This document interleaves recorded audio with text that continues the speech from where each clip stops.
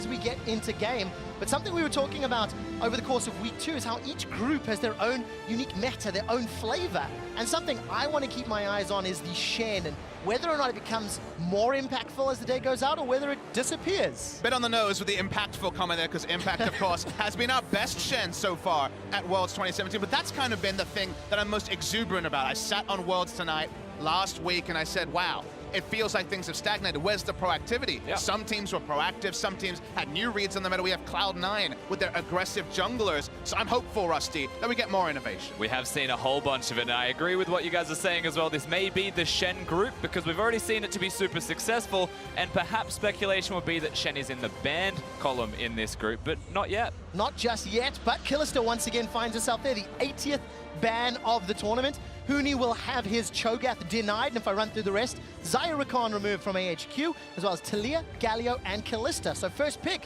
where are we going, Pup Smithy? Very interesting. I mean, Janna has been rising in priority. People have decided that they flip-flopped on where they started Worlds group stages at. It was Lulu over Janna. Now it's largely Lulu into Janna. SKT as a team have been opting into bot lane, heal barrier, defensive lanes. So I think they're happy to take whatever. I would imagine it's going to be the Lulu, and they'll just lock it in.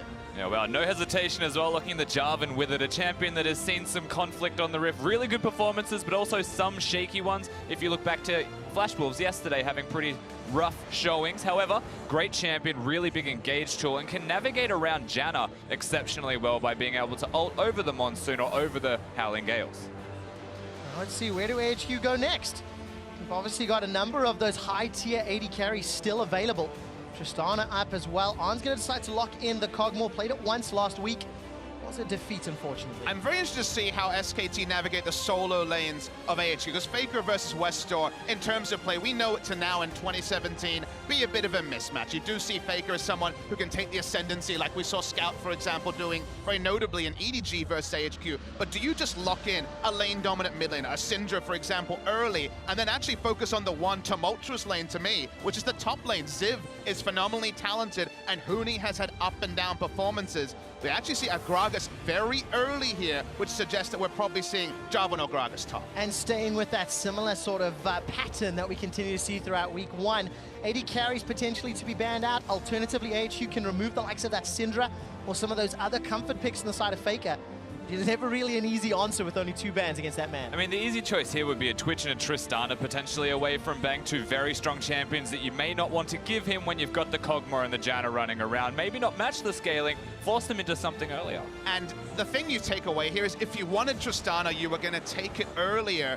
If it was a different team, one of these tempo teams likes to crash the turrets early and rotate, Tristana would have been taken. But SKT have been playing so scaling focused. They are not interested in taking risk in the early game, playing the proactive style that I know I ascribe to be the best way to play. So far, no Tristana priority from SKT, but no Tristana ban either. And expectations here from SK Telecom, which is why I like AHQ's ban, is that it will be a Maokai locked in for them, because they've gotten rid of the Renekton, they've gotten rid of the Gnar, and they want to have those top lane tanks there. But they already have Gragas and Jarvan locked in. Actually, yeah. Renekton is very strong in lane Both against Jarvan. in my head. That's okay. You got on the mind, but the Renekton does well against Jarvan. I think it will just be the Jarvan top, and they go for a lane priority choice here, going for Varus, who we also saw from Prey has the late game damage as well. Absolutely the case, and definitely one of these sort of sleeper hits in the 80 carry role. Varus here at Worlds 2017, definitely putting up some great performances. We touched on the Shen already.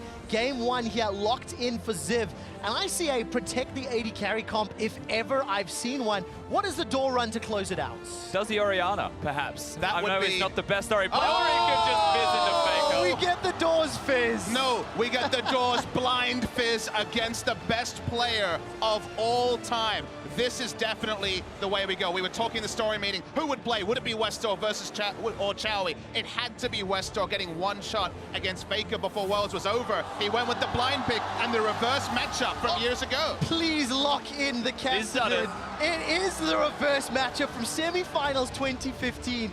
In fact, it's the exact matchup. Exact matchup with Faker running Cassidy into Fizz all the way back. That was when it was a 3-0 The rest of the games didn't go in favor of Westor as as well, but this was a bit more of an even match. And there was a solo kill by Westor in that game. It's the game you remember when you think of Westor versus Faker. It traps you into thinking that actually it was Westor doing well overall. That was the game where Westor stood strong, even against Faker. All right, let's step back. Rusty, what do we see when we look at these two team compositions? I see that split pusher in Fizz on the side of HQ, and the rest of it screams, keep on alive. Yeah, it's definitely protecting that Cogmore with two big tanks to stand in front of him. The wild card is definitely going to be the Fizz from Westor. And what's interesting is that SKT chose to match the Fizz, have the teleporting mid laners, have the potential 1-3-1 there for both teams respectively.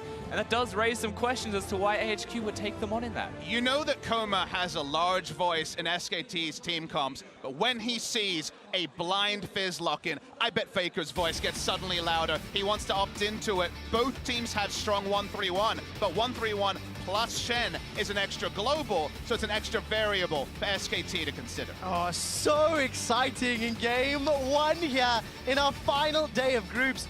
It's like a present being unwrapped, and it's fitting that the Gragas skin that Peanut's running is the Christmas one as well. Papa Smithy, we're jumping into AHQ taking on SKT.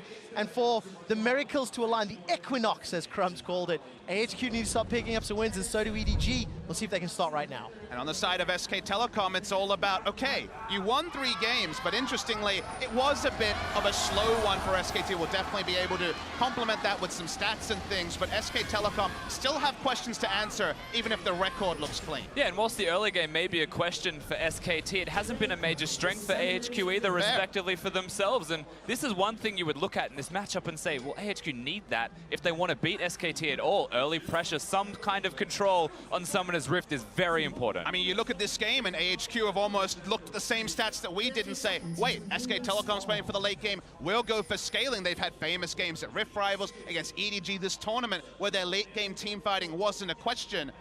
But you're against SK Telecom, yes, the team that already this tournament has had massive turnarounds, 10,000 gold behind, and made it work. So fighting with fire is certainly a risky choice against SKT. Well, let's see whether or not the door can lead AHQ to victory. Double teleports on both sides. Obviously, that Stand United is going to be pivotal. And if Ziv and Westor can combo, maybe around Arn, maybe around these side lanes, and attack SKT in that early game, Papa Smithy, that is that opportunity, and that's what I want to see them do. It certainly is, and using Shen aggressively around level 6, something I'd like to see. EDG mentioned that the Shen was a headache, but we weren't seeing them being super proactive. I want to note a small stat, actually.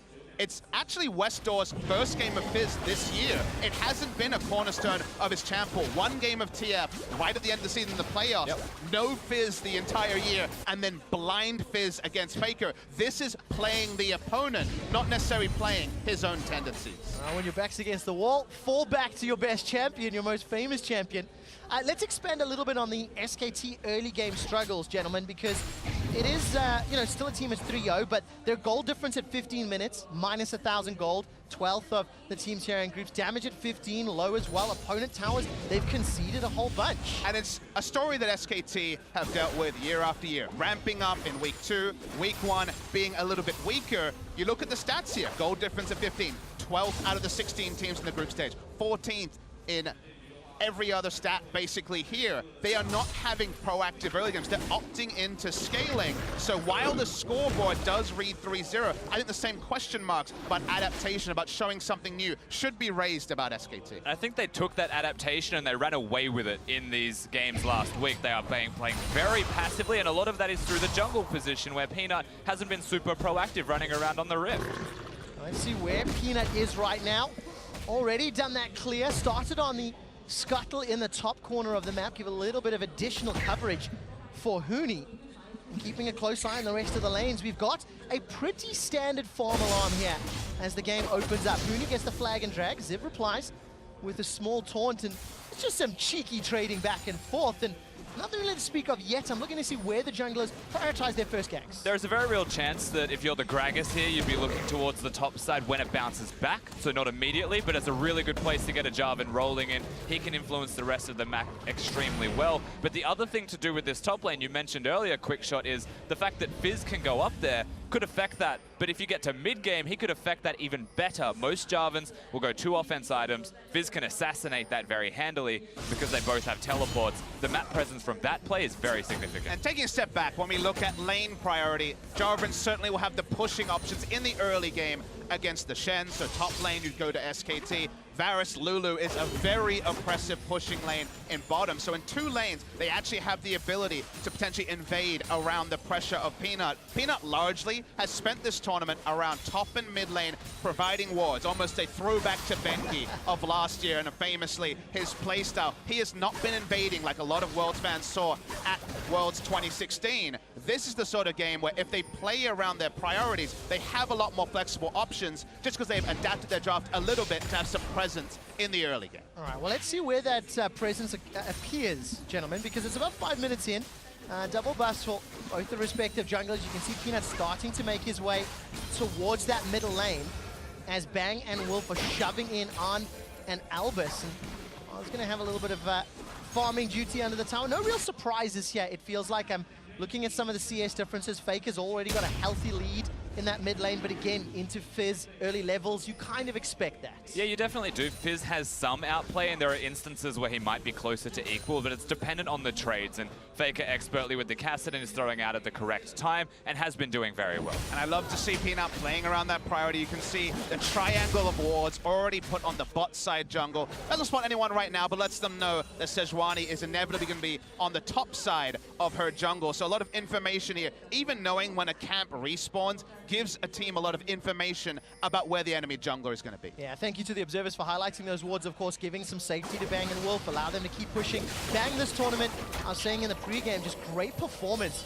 Bang and Wolf is a duo, but specifically looking at Bang, post-Rift Rivals and at Worlds. And that was unfortunately where Bang really started to fall away in terms of regular season play, was after Rift Rivals. The numbers don't necessarily turn your nose up. They weren't necessarily Bang being a low tier 80 carry in Korea, but he lost a lot of his luster, and I think a lot of that actually, Quick Shot, was the meta evolving. We lost the Enchanter supports that Wolf is strongest at. It's usually the Lulus. He looked great on the Nami famously, and the Zyra way back when at MSI. But as the meta favorite engage, there were these little moments where Bang would be caught many more times than you would expect for a player of his caliber. And now, with us going back to Janna, back to Lulu, back to Enchanter supports, he looks oh so much more comfortable, and Wolf alongside him is still great. And to give some extra context for the CSD at Worlds specifically, he's played 2 Twitch games and a Cogmore game. They're not exactly win lane champions, but he is playing so incredibly well with Wolf as a duo that they've been able to get leads like that, and that is something that probably shouldn't happen.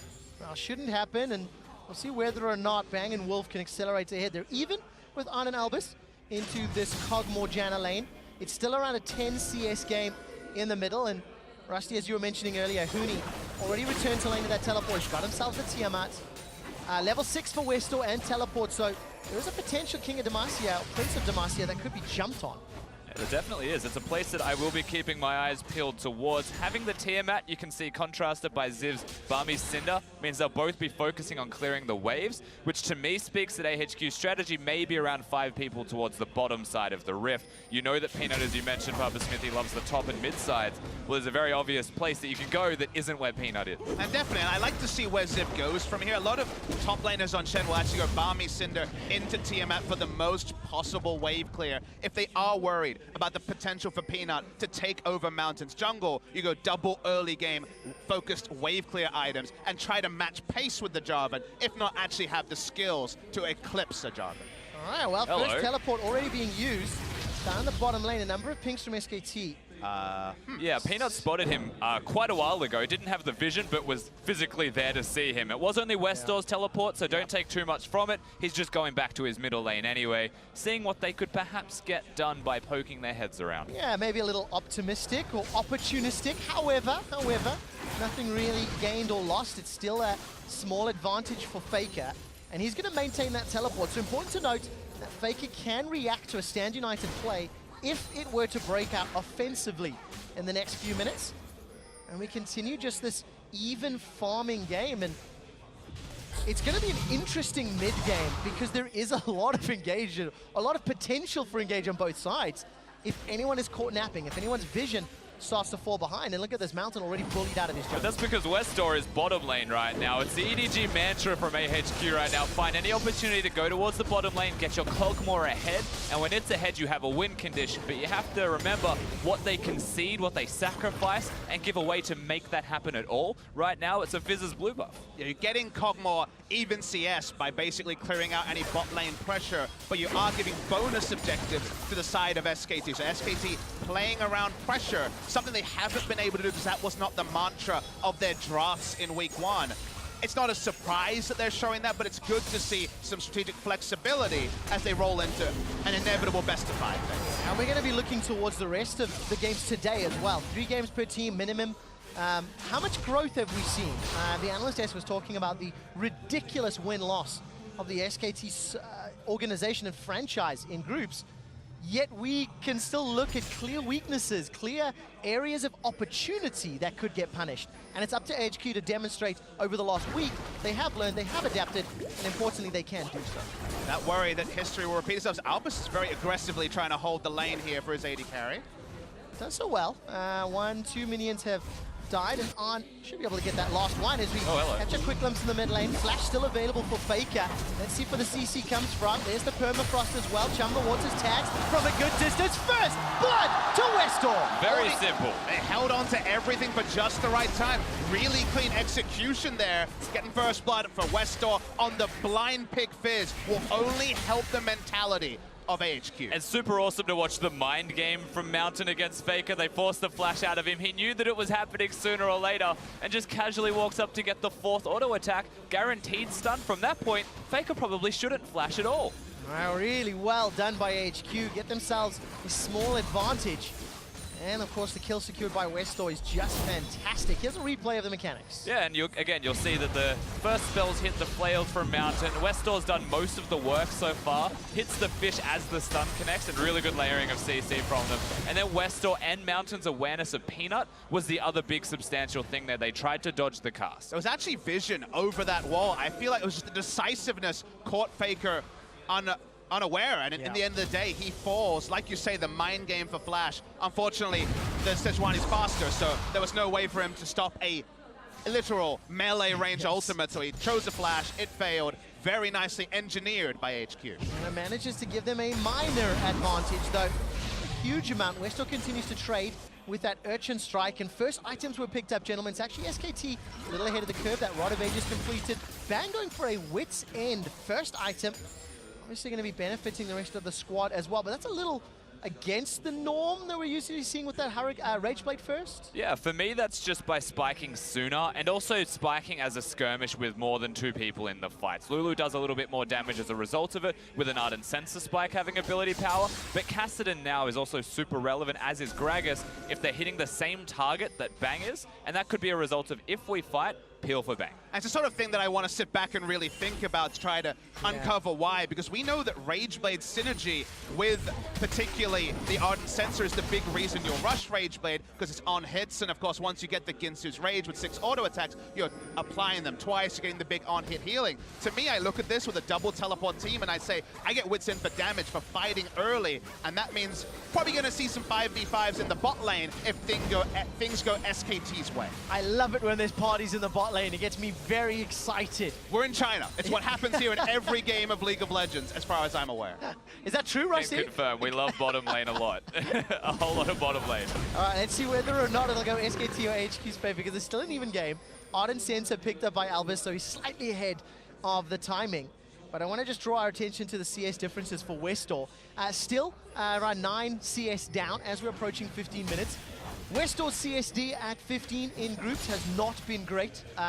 Minus 31, as you can see on screen.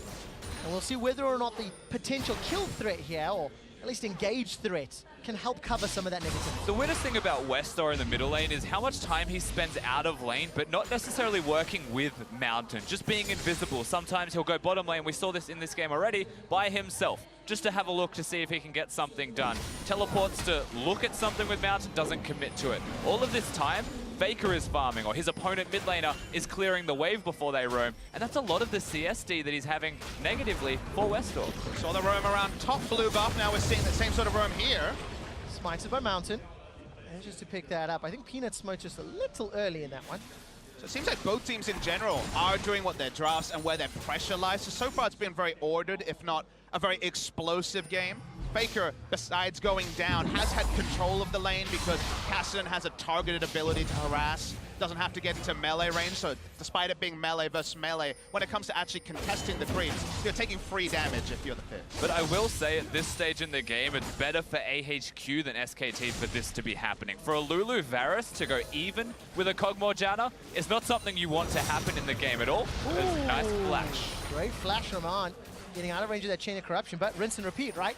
Now the window is open for that bot lane party, gentlemen, here on Chinese soil. And bot lane parties haven't been SKT's game plan so far at Worlds 2017. They've had Peanut play around covering mid and top. You see Witsand, you see an adjusted playstyle. The itemization supports what we're seeing the jungler doing. And it's good to see that sort of ordered decision-making that even on reflection, even on a VOD review, you'd compliment for SKT. But the question is, does AHQ realize that and just really reinforce their bot lane? I mean, it has been a week, right? It has been, 7 days since the last time these teams have 8 days since they've taken to the stage, and we know the support staff for HQ. We know their adaptation ability. We've seen it multiple years in a row. Mountain is going to bully Peanut out of his jungle.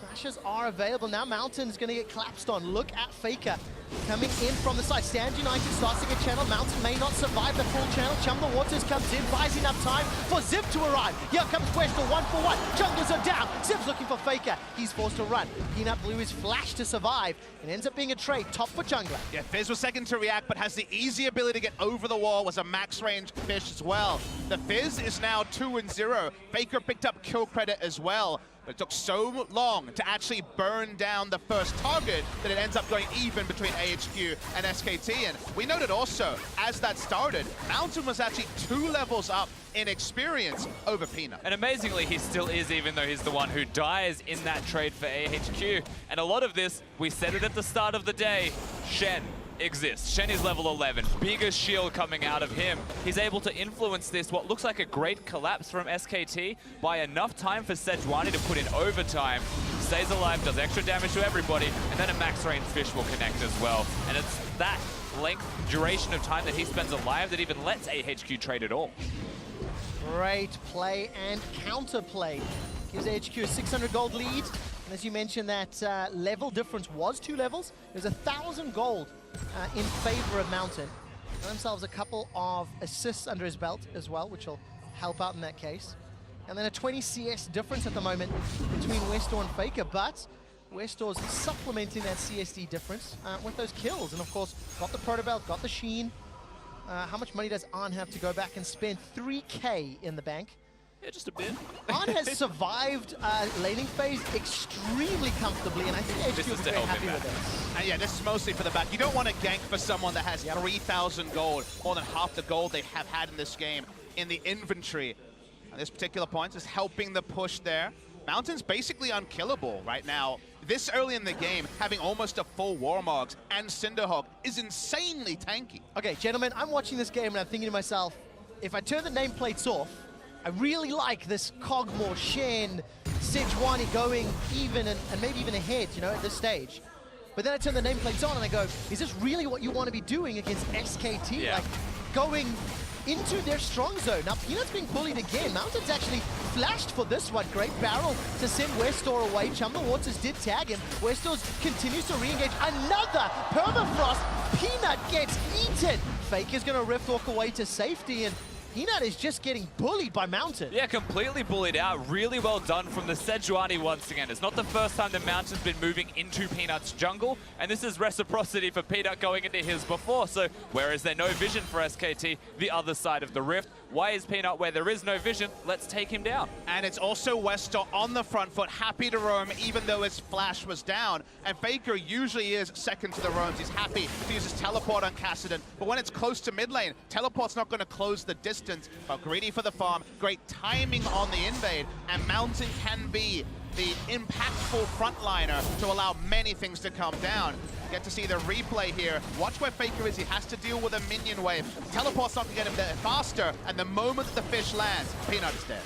Yeah, absolutely. Mountain just a very sticky Sejuani. Gives enough time for Wester, even though he was casked away to come back with the Proto Belt. Faker will get out, but, you know, he'll be all right. And there's a little bit of synergy there because it is a melee mid laner. You do stack up the Sejuani passive faster in those skirmishes rather than the ranged champions that do not. Gentlemen, I'm seeing Westor and Mountain synergy. I'm seeing the narrative points, the history that these two guys have. And we've seen Chowie and Westor started, and one of the discussions we had was how much better Mountain and Westor could be if they're performing well. I'm going to bring us right back to the question, though. Is 1,000 gold lead at 20 minutes enough? No, I'm not going to, because once again, Sejuani and Gragas going to be trading blows. That was the ultimate thrown out from Mountain just to dissuade any further follow-up.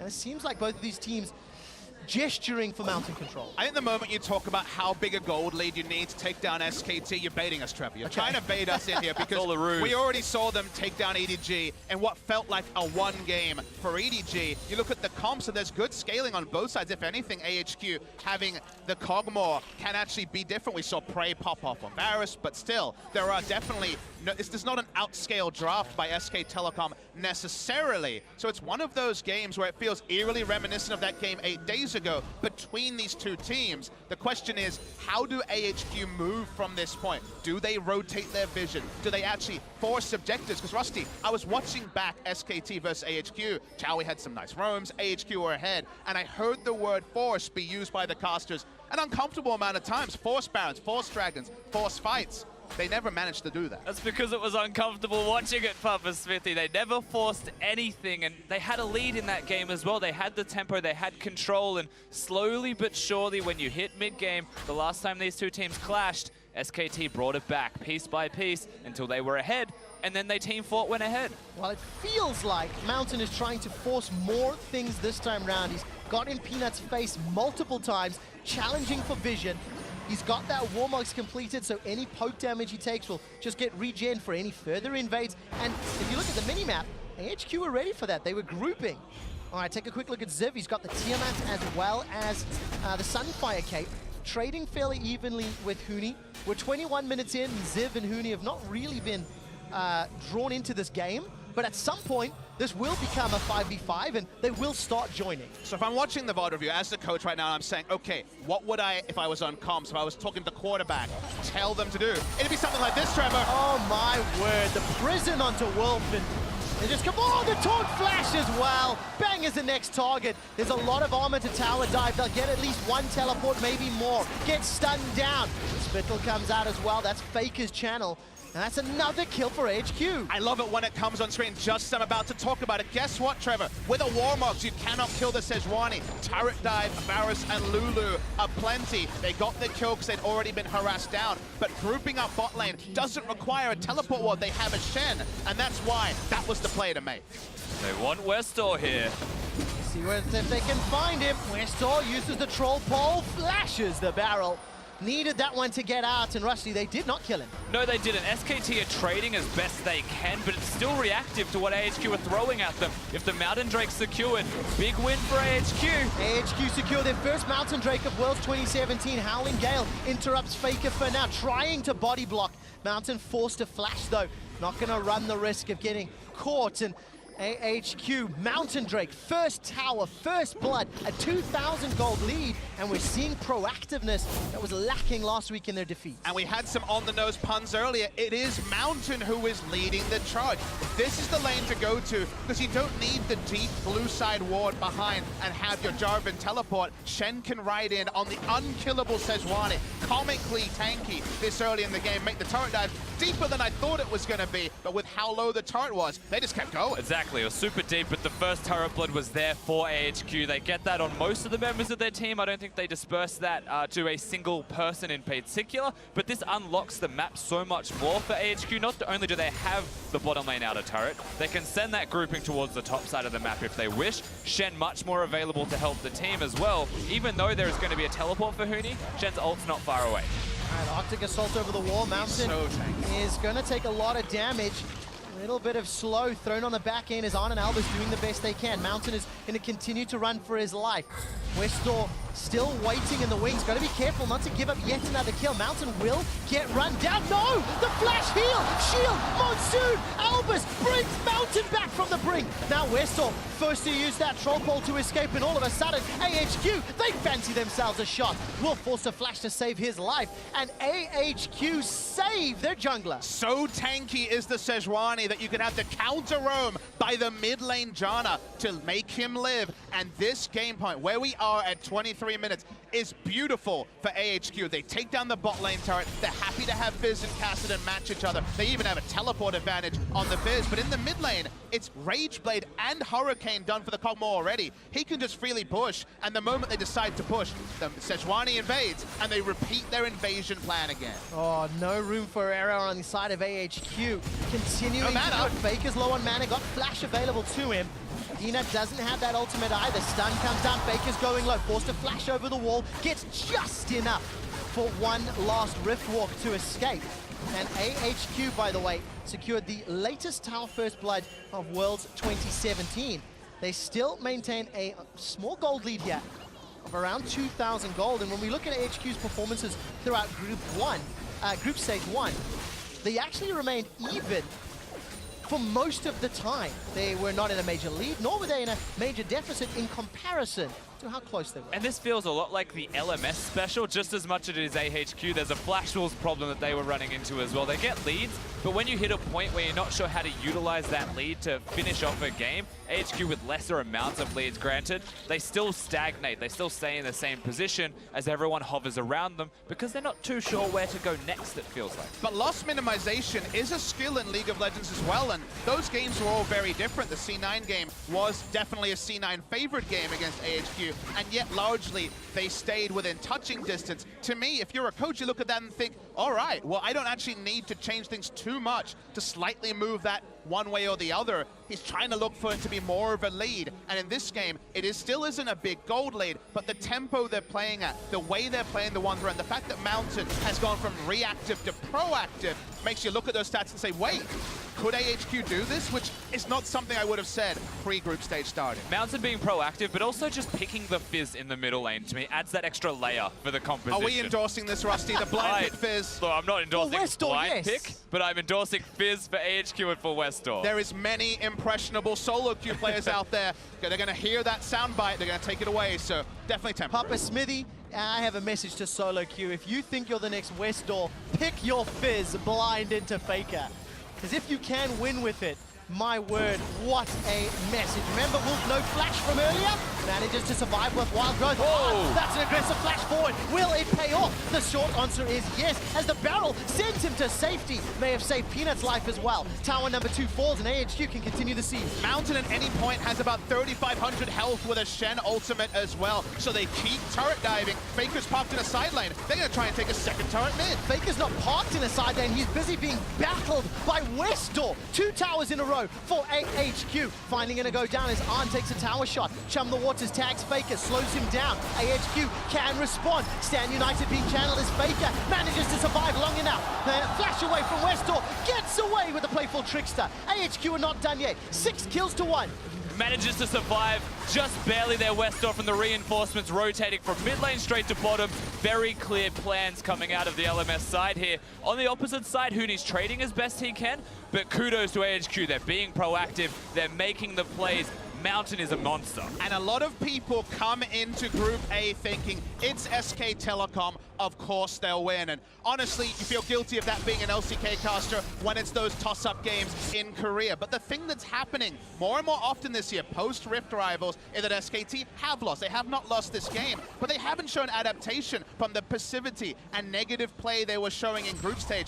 Compared to their 8 days of preparation time, I'm not seeing the SKT squad that, since we went to group stages, in group stage week 2s, they're 6-0. They've never lost in week 2 of a group stage. I'm going to regret this. Is this the first time?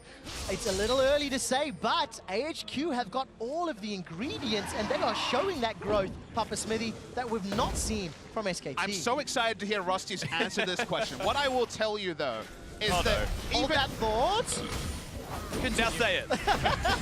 Even if SKT win these games, it should be a caveat for expectations for them going forward because they're not showing change. They are being stubborn, and it still feels like weak victories, even if they do get over the line first. I can answer this, or can I? Or are they going to fight? It's the question. All right, Arctic Assault comes forward. I'm looking for the prison. Peanut is already stunned. Chum the Waters. That's a great zoning ultimate. Not going to allow the escape. Wolf forced to use the Glacial Prison, and he's popped on yet another. That's a double kill. Dash forward, flash away from Faker, using that Riftwalk instead, rather. Mountains on a killing spree. AHQ, 3 kills for 0. And straight to the Baron for AHQ. They're not looking at the Mountain Drake. It feels like they've answered for me, quick shot. They are putting in work. They are getting engages, and they are winning these fights. Both these AD carries have the same playstyle in fights. Want to stay in one spot, throwing out those Hurricane Bolts. But the difference is always when you have Rageblade versus Rageblade in the tank line, and Mountain can jump into everyone. The Assault means that no one can get past him, and Bang is zoned out of damage in most of these fights. AHQ get Baron, extend the gold lead to 5,000. And here's a replay of that fight. Once again, the awareness from Mountain of when to engage. Westor, it was a great zoning fish, as you mentioned, but the real MVP here is firstly Ziv tanking, but aren't able to freely deal damage. Compliments of a nice cast from the enemy team, knocking him forwards. Usually a curse, in this case a blessing, because it finds Wolf. When Wolf dies, Bang surely going to follow afterwards. No protection for the AD carry. Well, there's a story and a half. When you have a front line as robust as AHQ's, Arn does not drop auto attacks. Bang very early had to go up this cove towards the blue buff because he was afraid of dying, was killed at the end anyway, such is the reality of Varus. We do not see Huni and Peanut as a robust front line. If you think about it, why are they fighting? Huni has a damn Ravenous Hydra. He is not set up to be a front line like Ziv and Mountain are. Well, unfortunately for SKT, those questions mean another Dragon goes the way of HQ. 2 Mountains to help close out this game. Fitting, they had 0 leading up to this point. And, you know, you look at the LMS as a region, and it's been a trying few international events, if we put it that way. Used to be known as the Korean Killers. You know, used to be able to take down LCK squads. And AHQ maybe keeping their playoff dreams alive, maybe keeping that crazy shenanigans possibility. Because this gives hope to EDG. This breaks the group open just a little bit more, Rusty. It definitely does. AHQ with the right foot forward to try and close this game out. We know SKT are keeping themselves in it. As turrets are being sieged, note that, yes, a Mountain Drake went to AHQ because SKT chose a turret. And then they chose a turret mid lane for the Drake again. They're trying to get gold. They've realized it's very important to have gold for items so they can at least match the fight that is being thrown at them. All right, AHQ are matching the towers. That's the 6th that they've taken down. Westor trying to keep Faker away. Inhibitor is the focus, and keeping my eye on Arn. Huni, by the way, bullied out of lane by Ziv. So Ziv is going to push that one up. Level 17, that stands united at max ranks, and it will provide a gigantic shield to whomever is the target.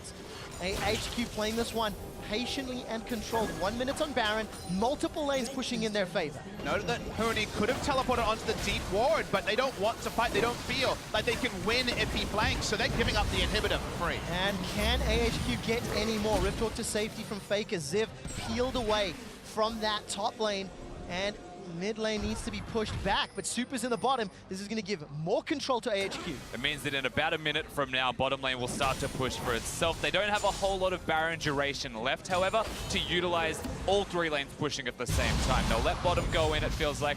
Mid lane, big priority because Ziv is doing so well against Huni, and if they ever keep Huni away from the team fights, he's a damage-dealing Jarvan that's stuck within the confines of his own base.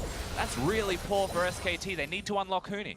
And that's why the build, to me, is a bit of a question, because it's really good at split pushing. He took down 2 of the turrets from AHQ's bot lane perspective, so he feels like he's done his job. But just like we saw when Samsung played Trundle, at some point you can't split push because the game is being lost in the 4. They don't have the vision or the map pressure to actually push out and have, say, for example, Cassidy matching Fizz and Jarvan matching the Shen. Shen will always have the advantage in a team fight if AHQ choose the time, because Stand United provides instant fight impact. You see Faker trying to chase down Westor, but seems optimistic at this point, Trevor. Yeah, looking at the itemization, Protobelt, Hourglass, and Flash available for Westor. Obviously, Hourglass for Faker as well to complement that Roa Lichbane. And of course, AHQ, they are the ones that have been forcing the fights. They have been the proactive ones. And coming into today, Papa Smithy, you were very critical of the lack of proactivity. We said it on the desk. Well, proactivity is currently happening in the top side of the map, quick shot. Oh, look for the flash interrupt from Mountain. May not be enough just yet. Huni locks everybody inside the baby cave. Teleport's going to be completed by Faker, but it's a 3-on-2. Redemption coming down from SKT, buys a few seconds longer. Mountain still on top of this game, leading the way for AHQ. Got the prison down, holding Faker in place. Rift Walk is used and flash is still available, not yet needed. But the heads up from Mountain to focus the next target. Just beautiful to behold. And the comms from SKT have to be questioned. Oh, okay. All right, didn't quite see how that happened, but all of a sudden, Westor got insta-gibbed. That's what you expect from a player like Faker. And the crowd erupts. All we can criticize is the first call. SKT choose to use the teleport on AHQ's side of the map when they knew the rest of the team wouldn't be there to actually be reinforcements. They were likely to trade down. The Westor kill does change things a little bit. It does indeed. 30 seconds on that death timer. They can't use that pressure anymore, Rusty. No, they certainly can't. Of course, not even having the teleport there for Westor means that he'll be walking back to base, to the lane rather. Shen still has everything up. Teleport there, not Stand United just yet, but he's still mobile, so he can still pressure side lanes. Remember, the bottom is starting to push in with super minions as well, but we get to have a look at what happens on the top side of the map. Consider where the rest of AHQ are on their side of the map compared to where SKT is, and Faker completes his teleport. Westor will do enough damage to take him down, but they still invest in this. Albus is always going to be there first. The Cogmore is going to react first. That's why Mountain looks for more targets. They don't find any more kills, but this was a losing fight choice by SKT. Yeah, active choice to lose that fight. Westor didn't have a lot of health to his name. Good flash ult from Faker, though, out of range. That's just a major oopsie that you cannot afford. Do you know, up until that kill, I genuinely bought into the hype that AHQ could win this game. Then Faker gets a surprise kill, and the amount of doubt seeping through me right now, but it is still a monumental defense that SKT have to pull off. And that is the reward you get for being three-time world champions, for having Faker on your lineup. The lingering doubt never goes away, Trevor. I can tell you that much as a fact. But this is once again AHQ playing smarter than they did last week, growing the same lead that they were able to get against SKT last time. And SKT also making more of the mistakes. If you remember, those mistakes were often front-loaded. They were 15 to 20-minute mistakes. Now we're seeing 30 to 35-minute mistakes. It does not look like the SK Telecom that everyone holds to that high standard. And here's the thing for me, though. For AHQ, there's still absolutely hope. It's a 6K gold lead, 2 Mountains. I'm looking at the Baron over the Elder as a bigger priority. It's very good as a siege enabler for this side, and I do think they should be prioritizing that buff. But at the moment, it feels like they're prioritizing the team fight on getting the pick first before they go for the objective. Hey, why not both? If you get the team fight, maybe you can look. Of course, that Elder Dragon not going to empower anything on the side of SKT. As AHQ are going to start this one off. SKT waiting in the wings. Faker can come from that blue buff, and AHQ decide to peel away. Chum the Waters once again forcing Bang's flash. Faker is off on the side lane looking for the engage opportunity.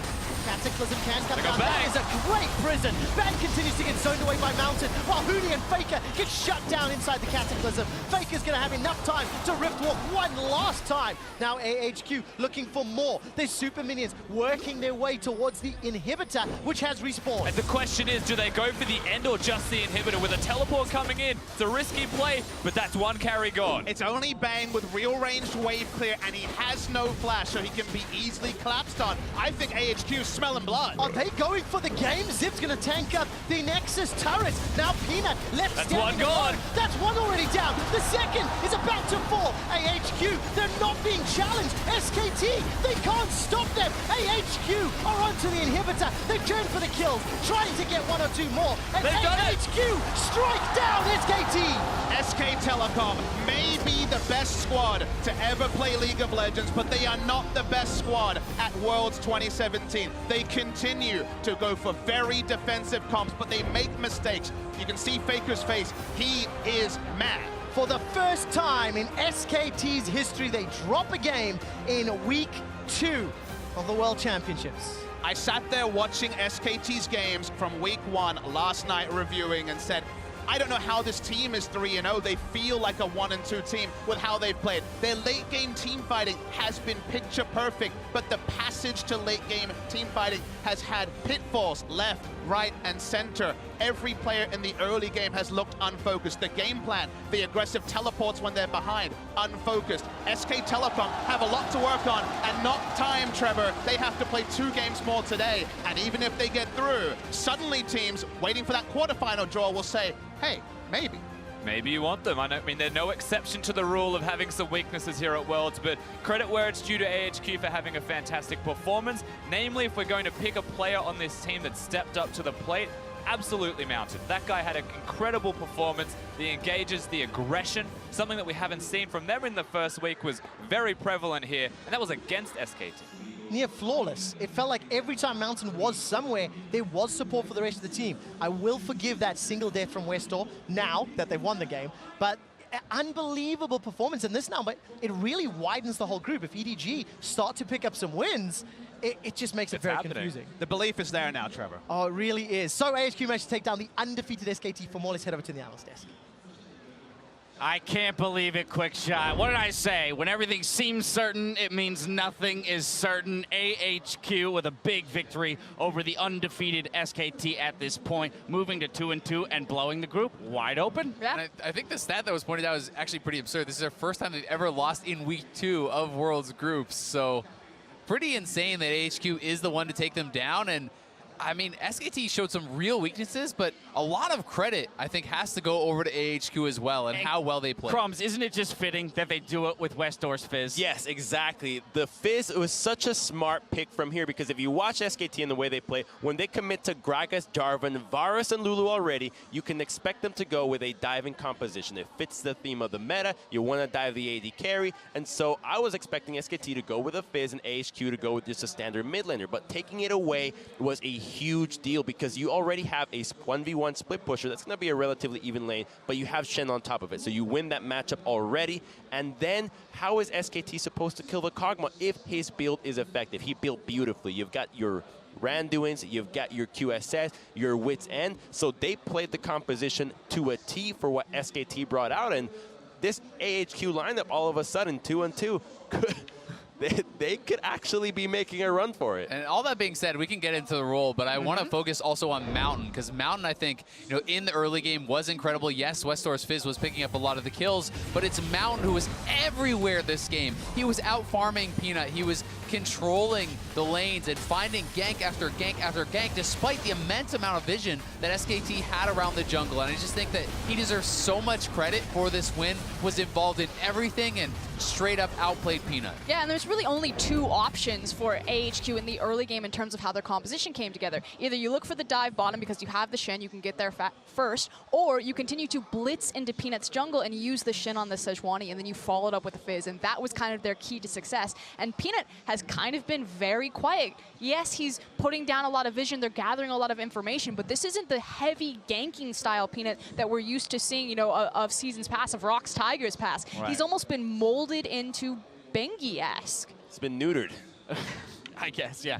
AHQ, they build themselves a small lead, but it's, the truth of watching an SKT game, when you look at a small minor lead or something like that against them, and you say, I still have faith in SKT. There's still that opportunity for them to come back. We've got to wait until we see the team fights and watch a team actually close on them to come away with the victory. That's exactly what happens at 29 minutes of Fight in the River. AHQ coming up big. This replay brought to you by Acer Predator. All eyes really need to be on Albus and how he's going to play out this fight in particular, because it's how he doesn't get involved in all of the damage and then is able to hit the redemption, hit the heal, and bring his team back to life as soon as SKT try to make that dive. And to me, this is kind of very reminiscent of the fight that SKT had against EDG, where they're massively down. They find the perfect combo, but this time the Janna is on the outside, does not get hit by any of the damage, channels a full ultimate, gets the redemption, throws down a shield, and when you are behind and you have that Ardent Sensor support putting out so much healing and so much shielding, you really can't punch through. But the difference between this game against against HQ and the one against EDG is that the draft from